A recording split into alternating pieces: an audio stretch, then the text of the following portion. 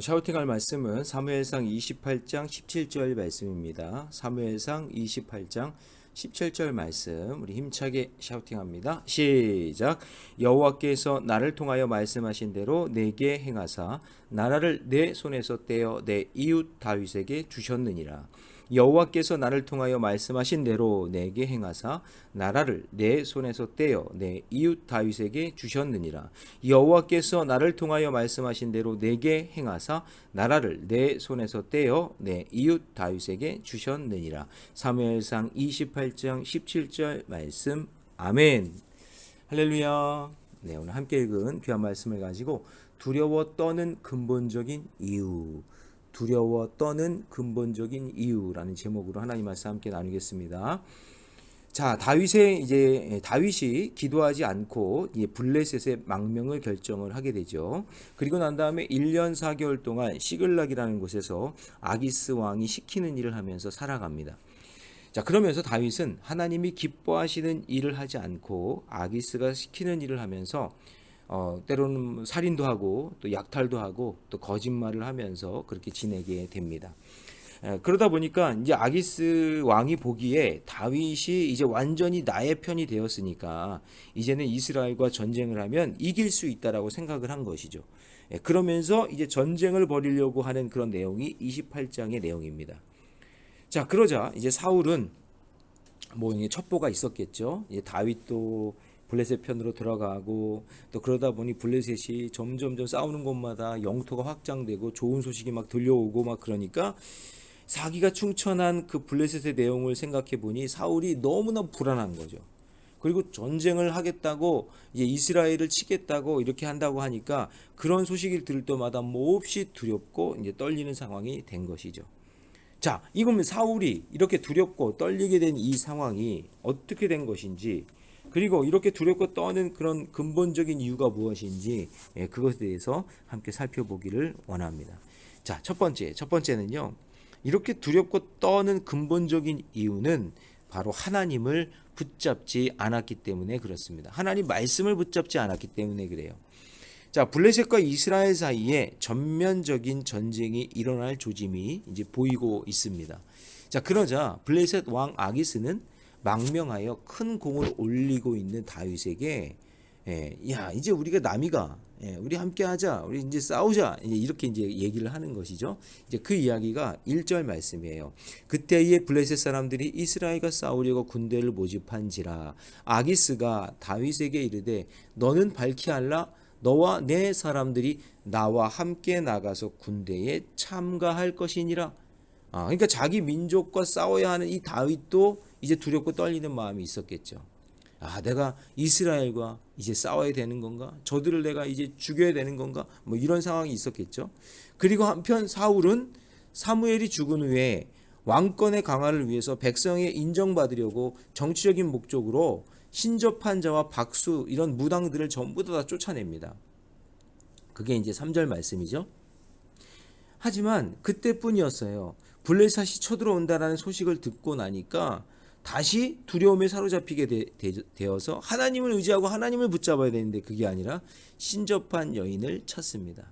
그러니까 사실 영적으로 완전히 지금 무너져 있는 그런 상태인 것이죠. 그래서 5절에 보면 한번 읽어볼게요. 사울이 블레셋 사람들의 군대를 보고 두려워서 그의 마음이 크게 떨린지라. 너무 두렵고 떨리는 거예요. 그리고 그것을 하나님을 의지하지 못하니까 꿈으로도 해석해 보려고 그러고 우림으로 해석해 보려고 그러고 선지자를 불러서 해석하려고 하지만 그게 잘 되지 않아요. 그러다 보니 결국에는 신접한 여인을 다시 찾게 되는 거예요. 우상을 다시 찾게 되는 거예요. 미신을 다시 찾게 되는 거예요. 그래서 그게 7절 말씀입니다. 사울이 그의 신하들에게 이르되 나를 위하여 신접한 여인을 찾으라. 내가 그리로 가서 그에게 물으리라 하니 그의 신하들이 그에게 이르되 보소서 엔돌에 신접한 여인이 있나이다. 하나님을 떠나 망명한 이 다윗이나 하나님을 떠나 신접한 여인을 찾는 사울이나 지금 두려운 마음은 똑같은 상황이 된 것이죠. 하나님을 향한 절대 신앙을 버리면 내 힘으로 어쩔 수 없는 상황 속에서 사람을 의지하게 돼요. 아니면 미신을 의지하게 돼요. 그러니까 여러분, 그러면 더 절대적인 위기가 찾아오게 되니까 우리의 그럴수록 하나님을 붙잡아야 되고 하나님 말씀을 붙잡아야 되는 그런 인생임을 꼭 기억하고 믿음의 길을 걷는 저와 여러분 되시기를 축복합니다.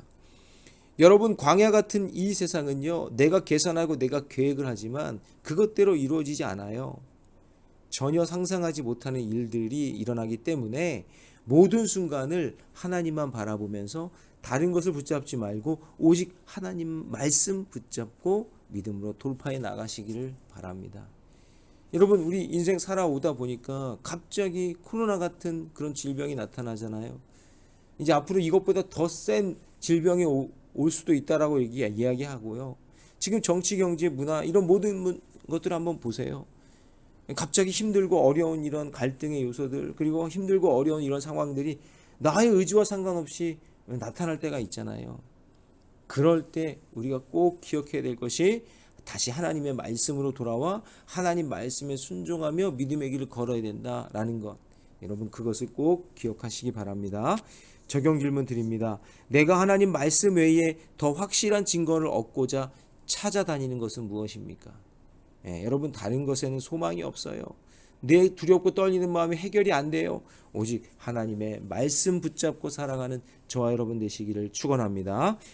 자, 두 번째, 두렵고 떠는 근본적인 이유는요, 한번 정하신 하나님의 말씀, 하나님의 뜻은요 바뀌지 않기 때문에 그래요. 자, 사울은 결국 변장을 하고요 신접한 여인을 찾아갑니다. 그 8절에 보니까 사울이 다른 옷을 입어 변장하고 이렇게 돼 있죠. 자, 변장했다는 것은 뭐죠? 그것이 정말 잘못된 일이고 창피한 일이라는 것을 알고 있다라는 거예요. 왜냐하면 자기가 다 쫓아냈는데 또 찾으러 간다니까. 그러니까 이거는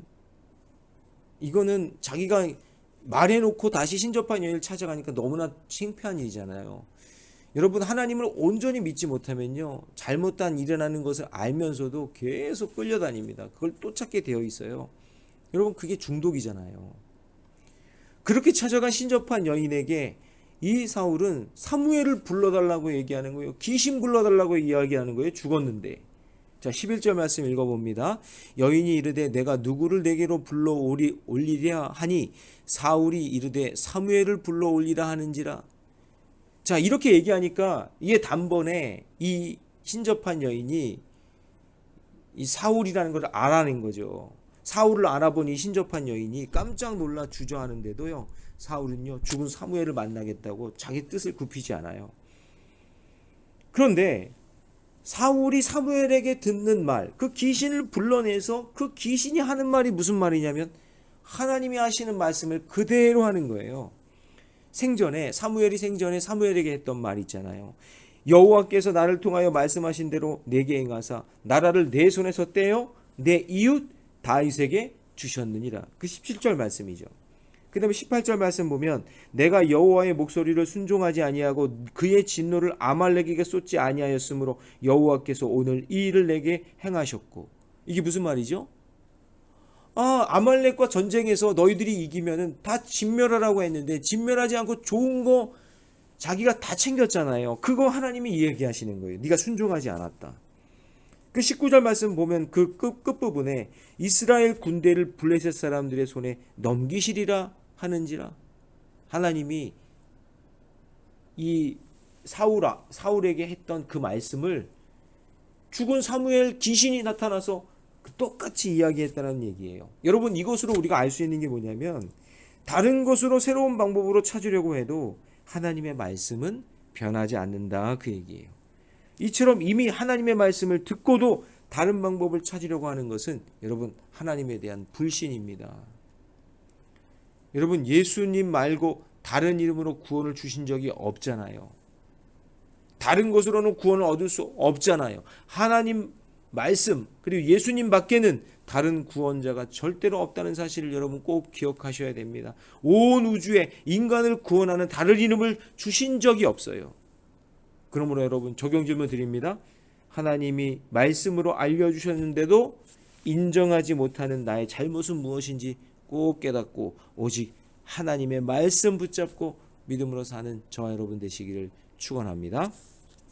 자, 마지막 세 번째, 두려워 떠는 근본적인 이유는 무엇일까요? 돌이킬 수 없는 선택을 했기 때문인 거죠. 자, 하나님이 이미 말씀하신 대로 최후를 맞을 것이라고 예고를 들은 이 사울은 이제 완전히 땅에 엎드려집니다. 이 절망하는 거죠. 20절 말씀해 보니까 사울이 갑자기 땅에 완전히 엎드려지니. 그러니까 처음에 말씀 들었을 때 그때 돌이켜야 되는데 그때 회개할 기회를 놓치고 돌이키지 않으니까 이제 자기 힘으로 벗어날 수 있는 힘이 없는 거예요. 여력이 없는 거예요. 정말 아쉬운 것이 사무엘이 죽었잖아요. 그러면 뭔가 영적으로 지금 문제가 온 거단 말이죠. 그랬을 때 그때 하나님께 모든 것을 회개부터 하고 처음부터 다시 시작했어야 되는데 신접한 무당을 찾아간 것은 이거 사울 자신을 망하게 한 아주 결정적인 잘못을 하게 된 것이죠. 그 뒤에 이 신접한 여인과 부하들이 뭘 이야기해도 들리지 않습니다. 그래서 23절에 보니까 사울이 거절하여 이르되 내가 먹지 아니하겠노라. 이제 뭐 아무것도 이제 하기 싫은 거죠. 먹는 것도 싫고 이제 아무것도 못하는 아주 영적인 패전병이 돼버린 거예요. 그래서 여러분 우리는 말씀을 들을 기회가 있을 때 들어야 돼요. 여러분 말씀을 오늘 지금 듣고 있다면 지금 살아날 수 있는 여력과 힘을 나에게 주시는 거예요. 순종할 힘을 나에게 지금 주시는 거예요. 기회를 나에게 주시는 거예요. 근데 그 기회를 놓치고 내 생각만 옳다며 고집 부리고 세상의 헛된 방법을 찾으면 결국에는 땅에 완전히 엎드려질 수밖에 없는 그런 존재가 되는 것이죠. 사랑하는 성도 여러분, 하나님은 우리 모두에게 오늘도 부족한 저를 통해서 말씀하시며 여러분들에게 기회를 주세요. 다시 돌아갈 기회, 회개할 기회, 다시 하나님의 뜻을 찾을 기회, 그 기회를 주시는 거예요. 그때 순종하면 체인지, 변화가 일어나요. 그런데 하나님께서 말씀을 주시는 그 찬스를 놓치면 변화할 기회, 체인지할 기회가 없는 거죠. 그러면 두렵고 떨리는 마음이 계속해서 일어나는 거예요.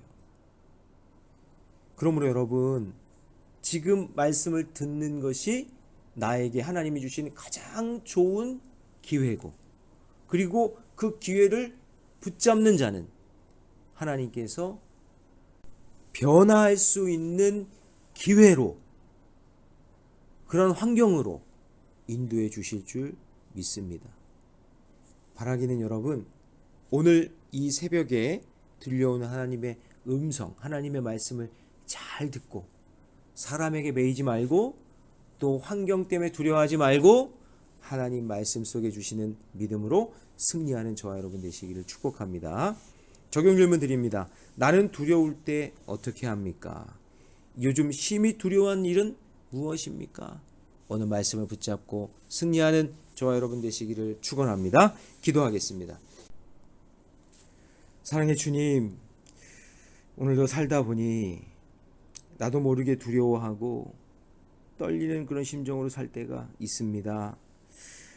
하나님을 의지하고 말씀 붙잡고 산다고 하지만 때때로 찾아오는 두려움 때문에 내 마음이 떨리고 괴로울 때가 있습니다.